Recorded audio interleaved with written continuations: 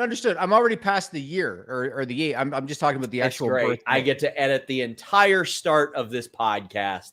Thanks, guys. Nah. What's up, you guys? It's Sean Ross Sapp. It's the Hump. How you guys doing? Jimmy, how are you?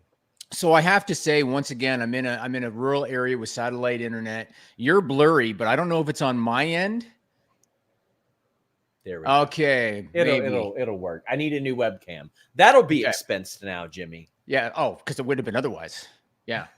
But so it's cloudy here. So if I have like shitty connection today, I can't help it. I'm in a rural little town now. But it's good to see you, Sean Ross Sapp. Got a big show coming up this weekend. Yeah, it is big. Not doing the live show this time. I was like, you know what? I haven't quite gotten back into the full traveling schedule and the like. But yeah, I'm gonna miss seeing some friends there. Our good friend Maggie is going. Oh, we have our friend Shirley who is doing media for us on Friday, so that should be fun. But yeah, lots of good stuff en route. Good. Now I don't dislike London, but it's very, very expensive. Yeah, it is. So with all due respect to people living there, if I had to choose, I would rather go to a different city in Europe, just because it's very expensive. But London's a great town. This is a big time for AEW. I couldn't help but notice Tony Khan's hat today. So we'll have to talk about that. Let's start by talking about All In this weekend. Looks like they're going to be looking at about 50,000 tickets distributed according to WrestleTix, which is really good. Of course, you're going to have people, Sean, they did 80,000 last year. That's a big drop. People are going to say that, but 50 grand is really good. It's their second time around in the same venue. It's always going to happen when you're doing it in back-to-back years. I think going to Texas next year was a smart move. I know you told me that they didn't necessarily go to Texas because they wanted to go to Wembley. It's because of the scheduling conflict. Is that correct? Yeah, it was a scheduling conflict. Yeah. Right. But I think getting out of Wembley was smart regardless. And so let's do quick predictions on the card. I did that today with Stephanie Chase, so you can do them. Yes. Okay. Well, you tell me if you agree or disagree. So AEW title versus career, Swerve Bryan. I'm going with Bryan, Sean Ross Sapp. I am too. Yes, I don't think he's done yet. I don't think he's done yet. I'm going with Bryan Danielson. The crowd will pop for that. AEW women's title, Toni Storm, Mariah May. I'm going with Mariah May. Yeah, me too. This is a moment that they very clearly, and it's pretty impressive that they knew from before they debuted her that it was going to lead up to this moment and this coronation, and that's very impressive. And do you not think her being from England and Tony's from New Zealand that she's going to get the babyface reaction? She is. She is going to get it. Yeah, she's going to get a hero's welcome there for sure. That's very interesting. The American title, MJF, Will Ospreay. I'm going with MJF. I know he won the first one, but he just did this whole Real American Apollo Creed thing. So I can't see him dropping it so soon after doing this new character. What do you think? Sorry, who was that one? Ospreay? I'm picking MJF. I'm picking MJF. Oh no, I think Ospreay wins. You think Ospreay wins the title? Oh, it's gotta be him. Yeah, gotta be him. Okay, and it'll turn it back to the international title for sure. Okay, I just figured because MJF is doing this whole Apollo Creed thing all of a sudden that they're going to keep that going. But all right, Jack Perry, Darby Allin, TNT title. It's got to be Jack Perry because he just made a new title belt. I don't think so. So Fightful Select. I don't think so because it also fits Darby. Like having that title belt kind of. You know what? You're right. You're right. And black Fightful and the Select blood reported. splash, yeah. Fightful Select, best $5 in the business today, reported that Sting is at least told people he was headed to London. Don't know what for, but interesting there. Interesting. So you got Darby winning it. Yeah, I do. I think so.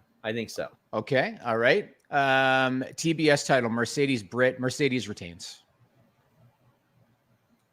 Yeah, Mercedes is winning that. Think so too. FTW title, Chris Jericho versus Hook. I'll be honest, I don't really care about the FTW title. If I got to pick somebody, I'll pick Jericho just because he's got people to back him up. But Jericho retains. What do you think? That could go either way. Oh no, it's got to be Hook. I am so Hook over wins? Jericho, and I think Jericho should move to the tag or trios division. Did you see his commentary about? They're saying retire, and he doesn't give a shit. Did you see that? Yeah, I certainly did. Yeah, whatever. Good for him. AEW tag titles, triple threat. Young Bucks, FTR acclaimed. Young Bucks retain just because of their characters.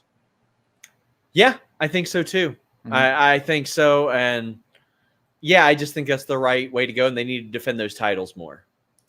And then the trios titles, the Patriarchy, Bang Bang Gang, House of Black, and a wild card.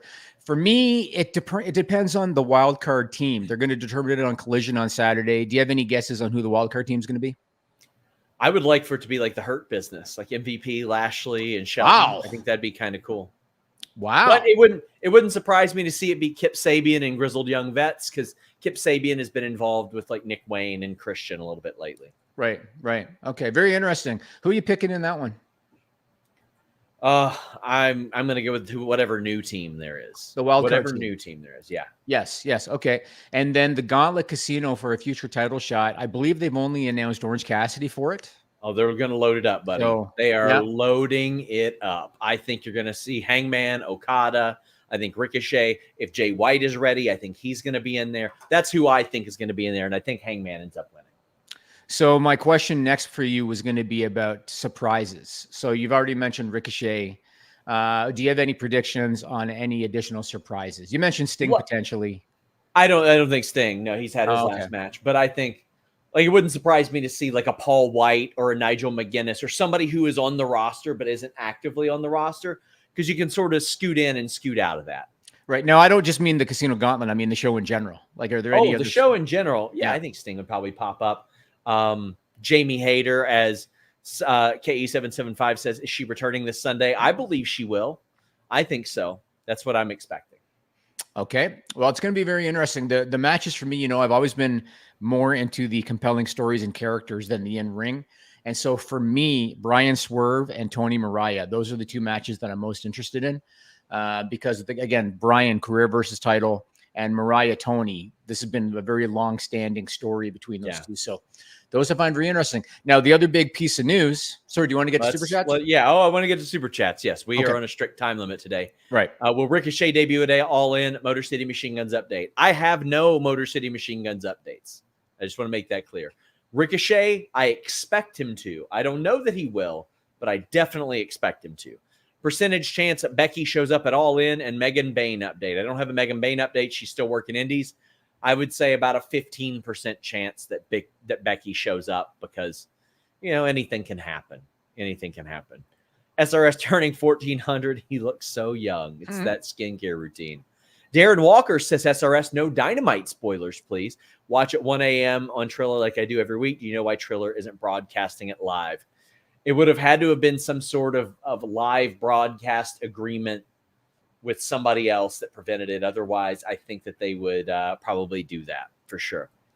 BL says, Jimmy looking less mob boss today. Lighting helps. No, I got my old setup back. Finally, I have my old setup with my desktop. And so now I'm looking a little bit more normal, at least as normal as I can get.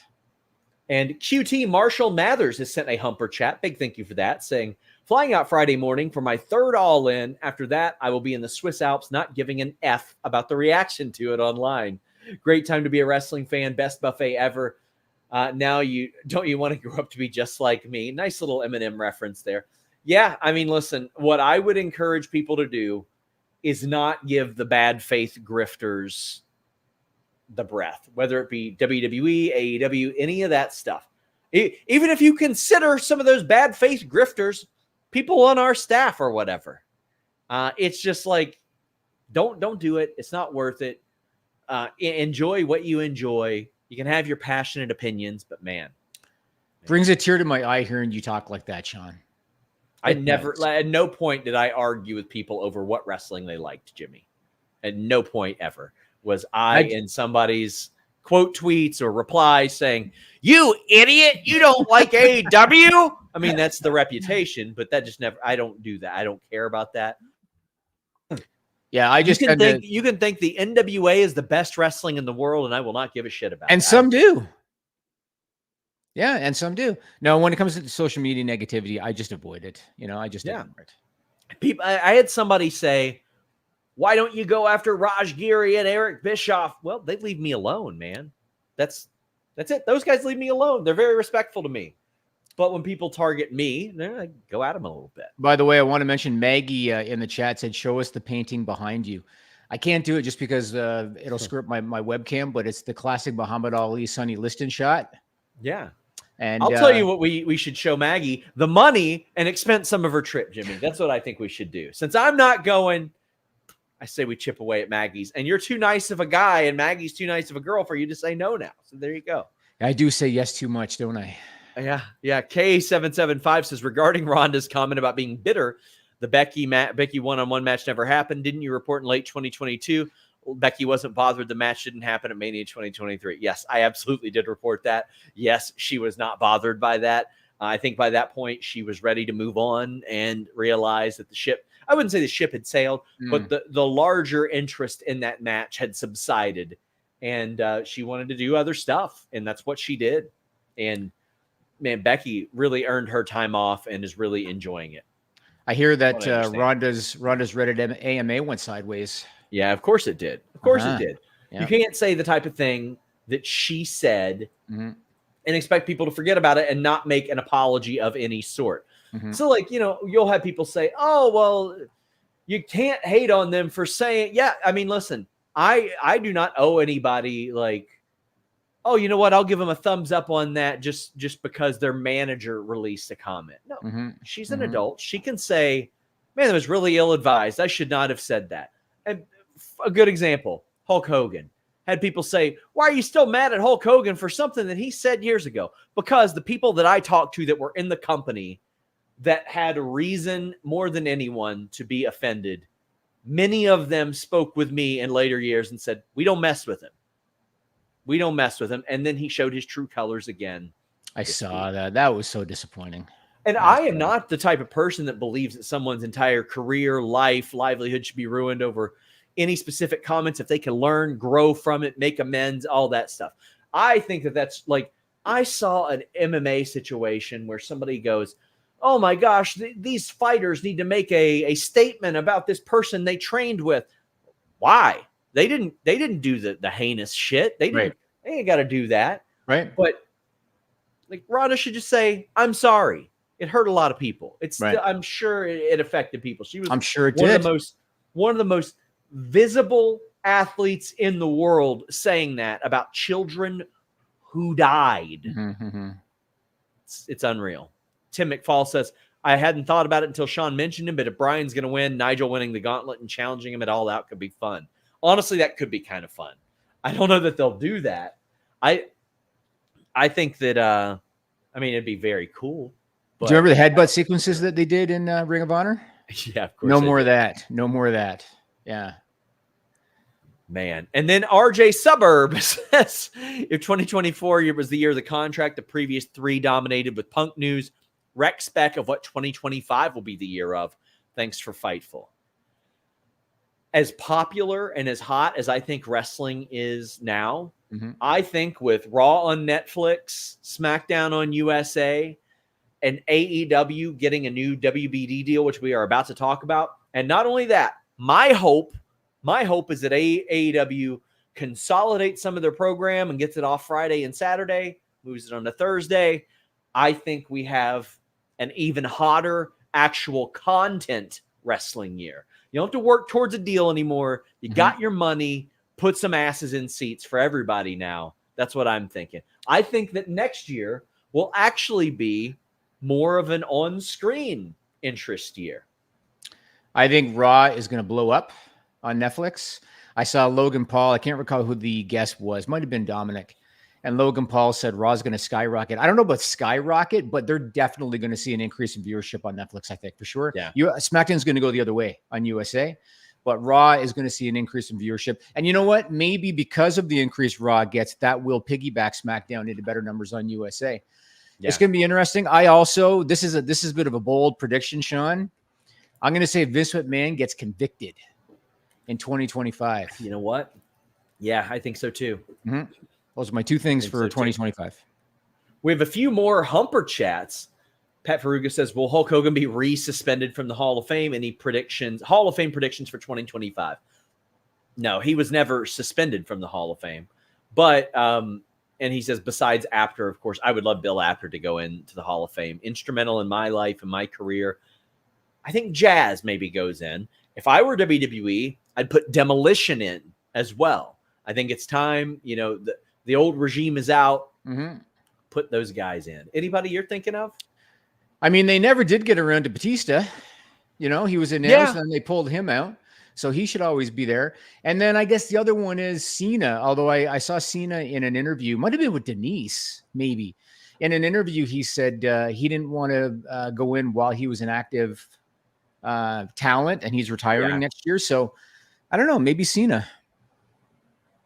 Let me ask you this, Sean. Sorry to cut you off. Let me ask you this. Because they now do the Hall of Fame after SmackDown, do you think it'd be beneficial to cut it down to like 3 instead of like 5? I mean, they already had scaled it back quite a bit. They did a little bit, yeah. But, man, I haven't watched a Hall of Fame in so many years at this point. Oh, really?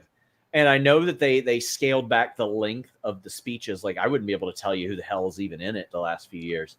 Paul Heyman, Bull Nakano. Heyman was great, yeah. Yeah, Heyman's a big name. Then they did Rey Mysterio the year before, and, of course, he's still in the company. But, I mean, they were doing 5 in 2022 and 2023. I wish they would bring back the legacy inductees. Like that's what I really like that they did that. Mm-hmm. But I think they'll keep it around 5. That's somebody said the Midnight Express. That's a good one too. That is a good one. Yeah. Bobby White says, I know the show's right now. Do you think they should have a women's casino battle royal for All In or All Out? I think it'd be awesome. Don't know why AEW doesn't do it for returning talent, current, and maybe some cool debuts. Megan Bain, maybe. I think they should do that on something like All Out or Arthur Ashe to add some interest to those shows. That's what I think is important to do. They've already got 9 matches scheduled for All In. I think 10 now. 10. What's the other one? I don't know what's the other one. You just said 9. What the hell am I supposed to know? No, well, I got 9 on my list, but anyway, the point is, I don't think adding another one to All In is the way to go. Yeah, they got 10 announced on the Wikipedia right now. Oh, do they? Yeah, but yes, I do think they should do that, but not necessarily that day. Do you think Cody and Roman might hit Raw or might go to Raw when they move to Netflix? I think they'll appear. I think they'll almost certainly be on the first episode. And I'll have some more on that on FightfulSelect.com next week on the first episode of Netflix. But yeah, I think it's possible that we end up seeing them over there. I don't know about full time, but remember, Roman is technically a free agent. Like he's not on the SmackDown roster. Randy just showed up on Raw for seemingly no reason. Yeah, they go back and forth when this whole strict brand extension isn't quite the same now. So absolutely. Well, I think you're definitely much more likely to see talent pop up on Raw these days because USA gets to keep it an extra 3 months and they're keeping USA in the WWE family. Right. They don't have a great motivation to load up SmackDown that much. But right. We do have something I want to address. New Lack City says, why is there so much secrecy or misinformation regarding Ricky Starks? Why can't they partly say he signed or he's not? Weirdest and most annoying relationship of company wrestler. Also headed to London tomorrow. I'm pumped. No Blue Chew. But, okay, here's how that works. I've spoken to Ricky Starks before. I've spoken to his management before. They don't speak on his contract status. Mm-hmm. And when I say that, they don't tell anybody. I'm telling you, those two don't tell anybody.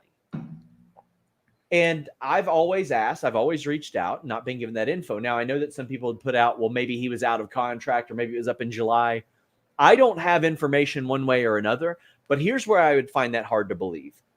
Why would AEW keep that secret from anybody? Why would they keep a secret for WWE with all that's going on with the Lucha Brothers? Why would they leave him on their roster page? Why would that not get leaked to me or Meltzer or anybody for that matter?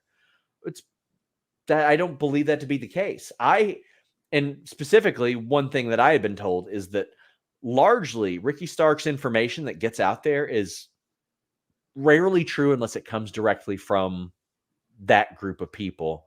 But yeah, AEW also doesn't comment usually on contract statuses. Sometimes Tony does. Tony does. And what about the report on Fightful Select about, and I know this is all presumptuous or whatever, but the idea that Ricky Starks, NXT is interested in him if he becomes available. you'd posted that on Select. I'm sure they would. I didn't. Corey posted okay. I have not heard anything resembling that. Okay. Crazy 101 says, would Swerve versus Hangman be at be lights out for All Out? It should be. I think that'd be very cool to do that. They hadn't done that in a while, Jimmy. Mm-hmm. So long as they don't try a dark match. Remember that? Oh boy. Yes, I do. JM Melagrito says NXT is so hot. Best wrestling show right now. Hey, if you feel that way, my friend. You know what? Again, it's subjective, but again, for me, they need to get out of that building, and they're going to be come the CW deal at least temporarily, and that's good news because they need to. Yeah. They need to get into different venues. Could I see Mustafa Ali at All In or All Out? Possibly. Yeah. I mean, when I asked him, he said that he was done with TNA for the moment, but I think he'd be a good addition to the Casino Gauntlet as well. And Cupcake says, do you see AEW ever doing a Royal Rumble type event? I see them doing a Casino Gauntlet type of thing. Now, for those that don't know, here are the rules of the Casino Gauntlet. 2 people start, and the first pinfall or submission is the end of the match. So ideally, or realistically, it could end very quickly. If they did it on pay-per-view, you could say, well, after a minimum of so many entrants. They really established that as their match. Like they tried to get Casino Ladder Match going and Casino Battle Royal, but ultimately Casino Battle Royal seems like a Royal Rumble. This, way different, and I really, really liked it. And because it's, predetermined, they can, if they wanted to do it on pay-per-view, they can just let it last through 20 guys. You know what I mean? Yeah. John Taylor says, no question, just showing some love to Sean, Receipt, Sapp, and Fightful, the best and most accurate in the game. See, that's the thing. Like, there are so many people that are like, Sean will jump on your DMs if you disagree with him about wrestling. No, if you were a fucking dick about me or to me, I'm going to quote tweet it and highlight you being wrong very publicly. One of which, Jimmy, a thing that I saw a lot of after our WBD AEW report, I saw, why would WBD talk to dirt sheets? And I'm like, why do you all think this is like some difficult thing? Now, I was that person 14 years ago, and Justin LaBar probably wouldn't tell you because he's a nice guy, but I was like that to him. I was like, man, you don't have any source. Oh my God. Yeah. I had no media literacy, Jimmy. Right. I was not back in college, anything like that. So I was like, I had no media literacy, and he reached out to me and he's like, man, why are you doing this? And he's like, you're talented. You're doing good work. Just keep doing that. He's like, but if you need me to prove it, I will. And I said, you know what? No, you just being willing to prove it was fine. And he wasn't going to out any sources because we don't do that. But Jimmy, you on a firsthand basis know that I have at least half a dozen WBD contacts. Mm-hmm. And this isn't like a Sean told him thing. It's like a Jimmy has seen the physical WBD email addresses associated with these. It's not when you've got millions of people visiting your site and you got 300,000 Twitter followers.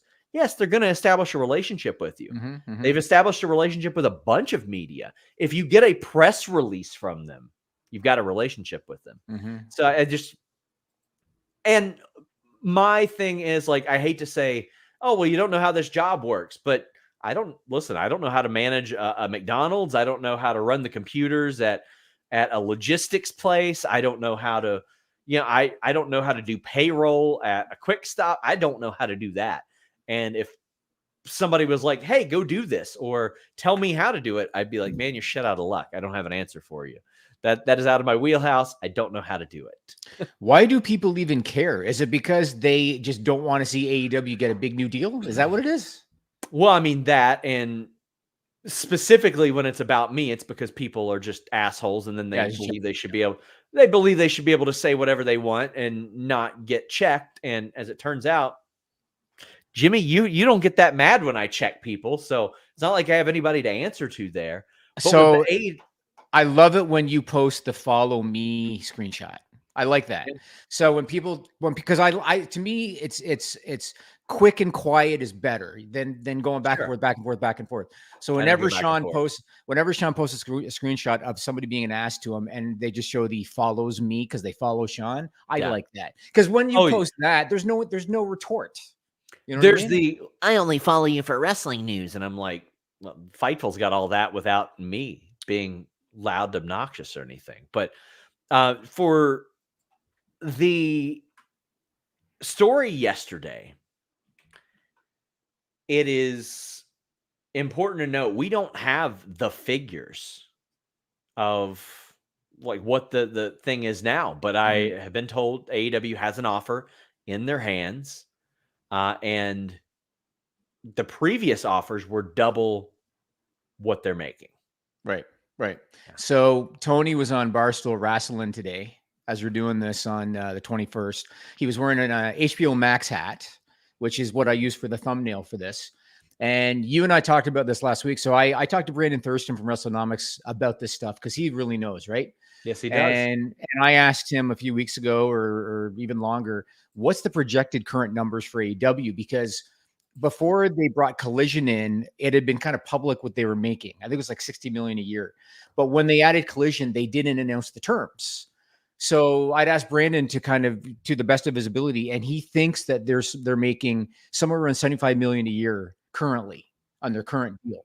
That means that if they get double their current deal on a new contract, that's 150 million a year, which is right in line with what I predicted this whole time. Remember when we talked about it on this podcast, 150 a year was about my ballpark. I think that's going to include streaming. I think that'll include next day. I think it might even include pay-per-view rights.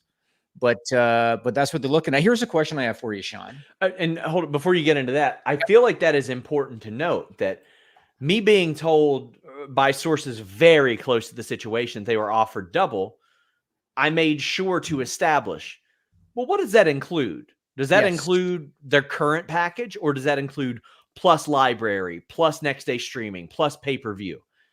That's why it's very hard to predict what their number would even be, because their package, even if all inclusive, could still leave some stuff out. Like WBD doesn't have the ROH stuff right now. Yeah, it's possible. I mean, if you look at WWE, right? I mean, Hulu had the next day rights. Peacock had the streaming rights. So they had all these different partners. I feel my gut tells me AEW is going to be going all in with WBD, and I feel like it's going to be an all-encompassing deal. We'll see what happens. What I want to know about, and if you have any inkling about this, is term. Because I assume AEW is probably looking for 5 years. That's what I assume.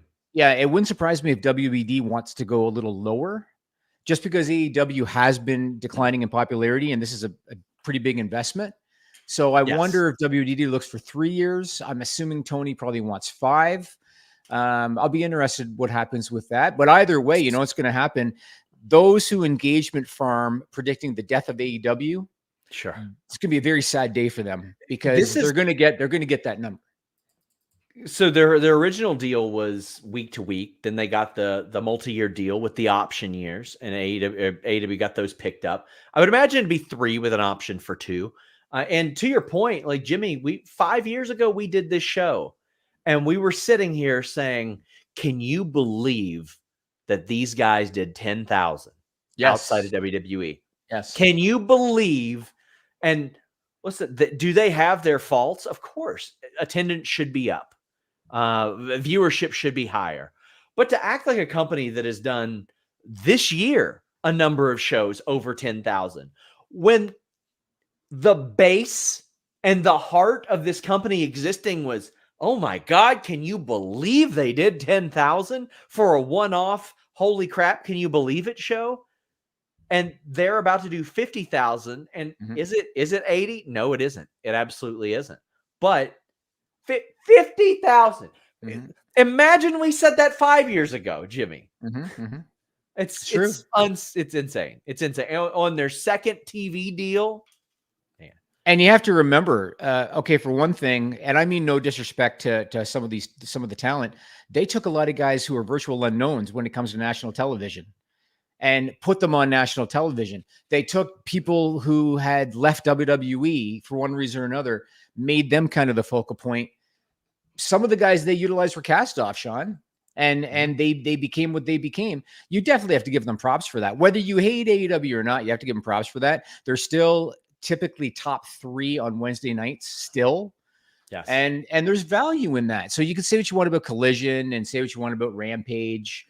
And even Dynamite, sure, they're down year over year, but they're still top 3, and there's value in that, and they're going to get paid. And if people don't like it, I mean, hey, they're going to get paid. They have provided a domestic alternative. Yes. And in many ways pressured WWE into signing people that they would have dragged their feet on. And for more money. For more money and pressured WWE into partnerships that they wouldn't normally ever attempt to maintain. It has been very, very good for the wrestling industry all around. Yes, I agree. It has. And sometimes I think, again, people don't put themselves in the shoes of the wrestler because they just want to hate. You know, these wrestlers, if there's no AEW, most of these people do not have full-time employment. They don't. Great. WWE would take some of them, but they sure as hell aren't going to take them all. And like it's been just, I agree. It's been good for the industry. It gives the wrestlers options. It gives them more leverage. It's healthy for the business. And if you don't like it, don't watch it. That's I mean, look at where we were. I wouldn't even say 5 years ago, because ROH retained Cody and the Bucks. I think that they could have worked out something pretty special. But you talk about 2016, 2017, woof. It was pretty bad. We have some super chats, humper chats to get to. But first, I want you guys to hear from our sponsor, BetOnline. Hey guys, I'm here to tell you about BetOnline.AG, the official betting partner of Fightful. It's not just an online platform. They've been trusted for over 25 years. They boast a focus on the player approach and have built their reputation on offering their clients nothing but the best. From cutting-edge technology to enticing promotions and the latest sports betting odds. Whether it be wrestling, MMA, boxing, or football, baseball, basketball, or racing, anything you can think of. All major sporting events are covered by BetOnline.ag. Fast payouts, highest credit card acceptance industry-wide, safe and secure online environments, and their live betting feature allows you to bet on your favorites weekly and easily and in real time. BetOnline.ag. That's where we're going at Fightful. That's where we suggest you go as well. That's where we get all of our odds at. BetOnline.ag. Only bet what you can, and please bet responsibly. Check them out, guys. They have their odds up for All In now, and they will have some prop odds as well. Ricardo wants the reverse screw job because Birdie is so selfish. Stephanie Chase on our preview show brought up a good point. What if his son wants him to keep wrestling? How does he just disregard? Like, how does he choose here? Well, he's going to have neck surgery, later this year. Yeah. So I don't know. I guess we'll see. Brian comes to me. He comes off to me. I don't know him at all. Comes off to me as just a very upstanding guy who sticks to his word. And if he says he's done this year, he's done this year. But that doesn't mean he's done August. Kenny G says AEW has grown over the past 5 years. True or false? This is a loaded question. Grown in what sense? Attendance? No. Pay-per-view buys? Probably. TV viewership? No. Ranking in TV viewership? Yes. Revenue? Yes. General visibility? Brand awareness. Yes. Brand awareness. Brand awareness, merchandising, any of that stuff. Listen, they ain't done a whole lot of merchandising. They have a lot of things that they could do, but that's a very loaded question. And that is also a thing that bad faith grifters use because they don't like the on-screen content. Well, AEW needs to grow. Well, they're about to grow into a very, very healthy television deal based on the content they provided.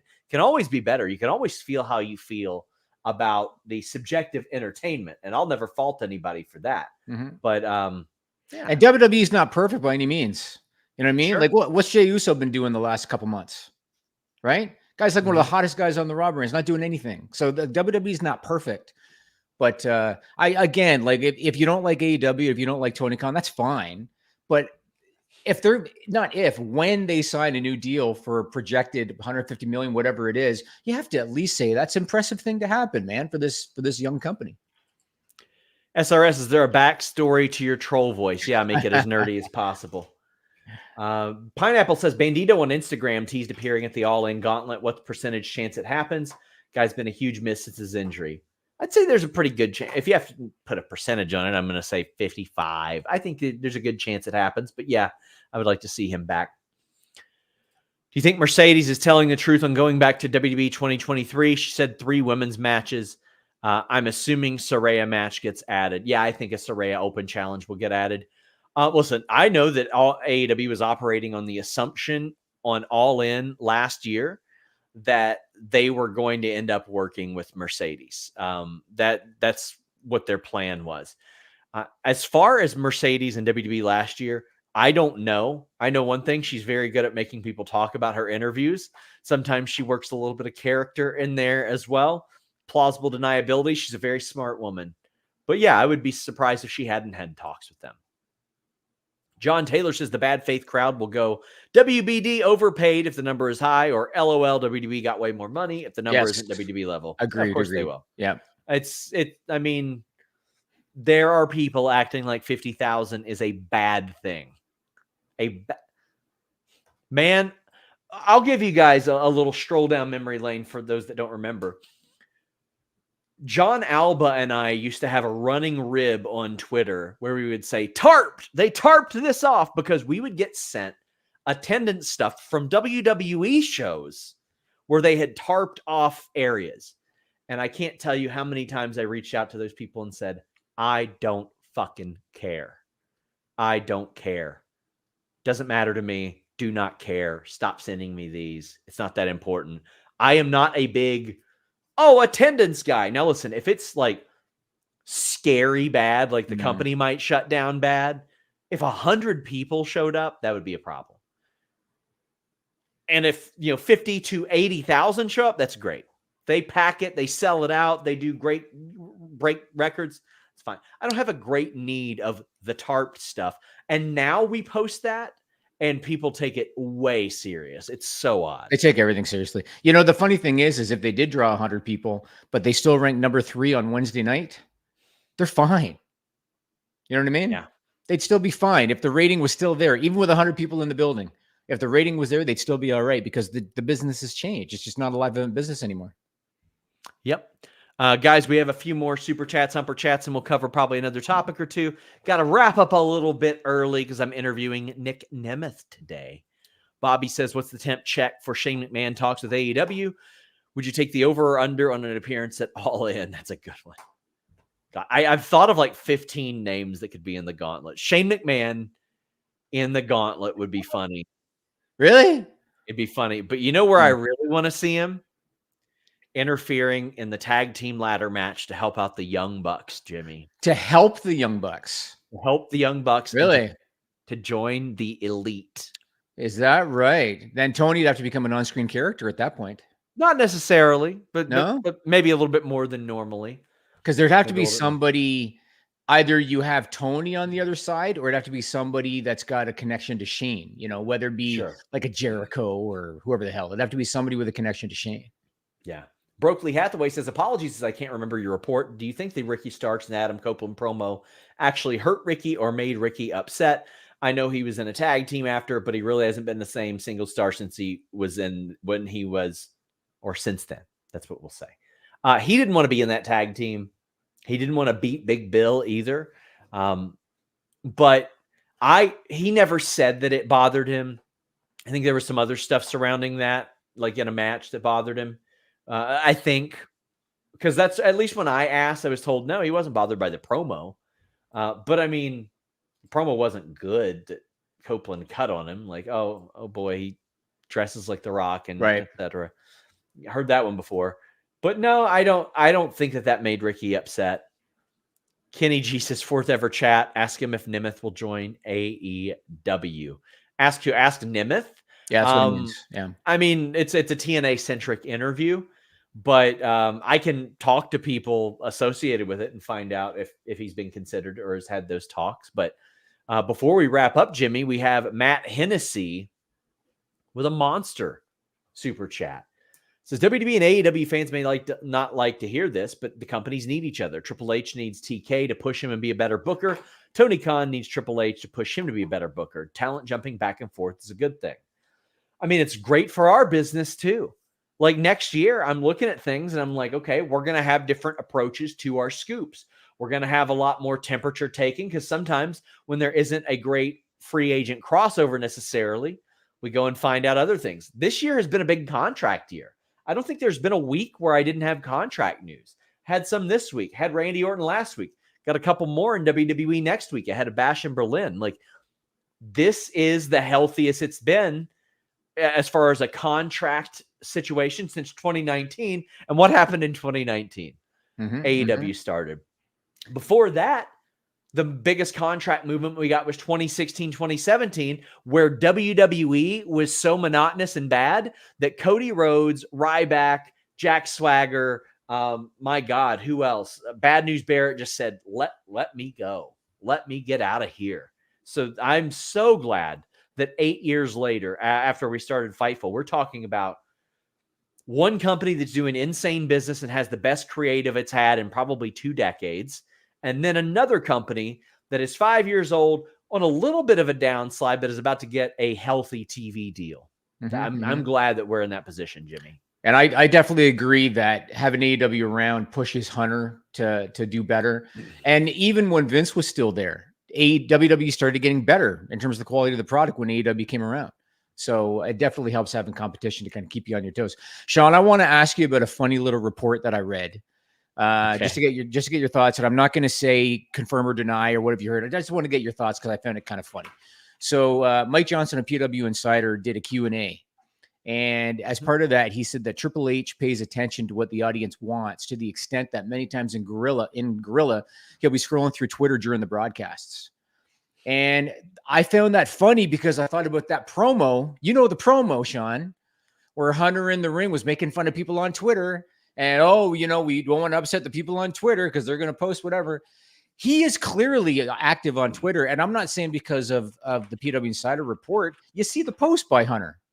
Yeah. That was one of the most ill-advised promos that, even if it was in character, it was not, it was like in character. You know what I mean? Yes. And guess what happened? A lot of people and their friend Mark stopped watching. Yeah. And his friend Mark. That's right. I think the viewership is half now what it was then from like 10 years ago. Now, granted, there's a lot of elements that are associated with that. Yeah. And in a year, we're not going to be talking about raw numbers at all because we're not going to have them. They're not going to be out there.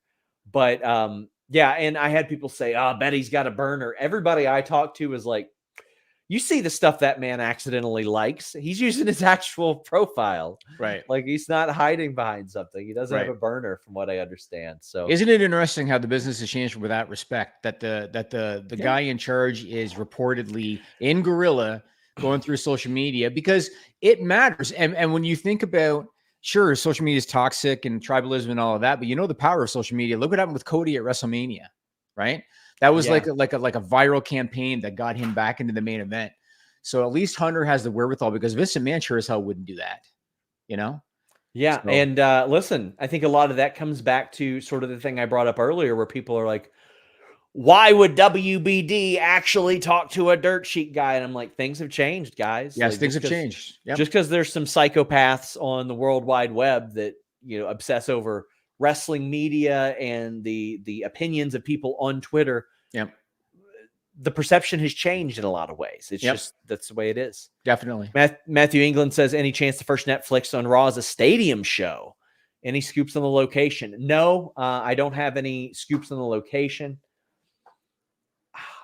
It wouldn't surprise me to do something like it'd have to be like day one or something. Yeah, it'd have to be like like a day one. I don't want it to be at MSG because I have booked a trip to New York on Christmas already, paid for it, and I want to go to a December 26th house show really badly. And I can't fly to Orlando for World's End or that live event because there's a Bengals game that weekend. So a couple more super chats and humper chats before we wrap up. Lab Glass says, got to see Dreamer, Hendry, and more people at a show 120 miles from the Twin Cities. That being said, Earl Hebner for Hall of Fame inducted by Brett. I could see that happen, Jimmy. He said MAW. Was that a typo? MAW. I don't know. Okay.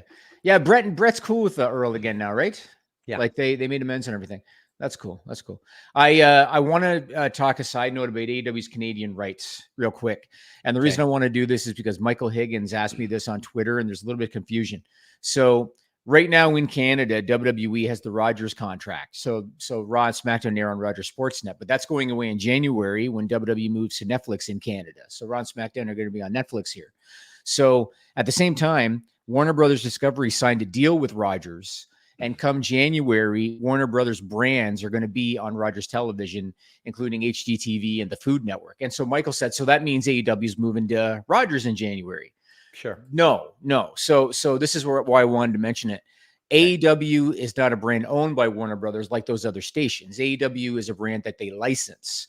And so AEW might end up with Rogers when their TSN deal expires, but if that happens, they will sign the deal themselves. They will not be going there as part of the Warner Brothers deal. And so I wanted to mention that because some people might be confused thinking that they're part of the lineup that's going to be on Rogers in January. Thank you for clearing that up. Guys, please leave a thumbs up on this video. I am back tonight for the AEW Dynamite post show, but subscribe to FightfulSelect.com. We're going to have news. I'm going to have a lot of scoops and spoilers on Discord this weekend as well. With All In being in Texas next year, Athena versus Mercedes for the AEW Championship, Day Park, I could see that happening. I think it's time to get Athena on AEW TV. They really need to load that up in that sense, especially once you've got an idea of what's happening with Ring of Honor. But I think that's an absolute possibility. And it probably should happen. Two of their top in-ring stars in that capacity. And they brought her to the Texas announcement. She was there. Yes. So they should feature her. Jimmy, anything else you got before we go? Yes. I want to ask your opinion on something. I want to ask your opinion on the intergender grappling match that happened last weekend between Gabby Garcia and Craig Jones. To see your thoughts on it. And I want to set it up quickly. I had no idea it happened. Oh, you didn't know? Okay. So I want to set it up for anybody that didn't know. So Gabby Garcia, she gets attention because of her size, right?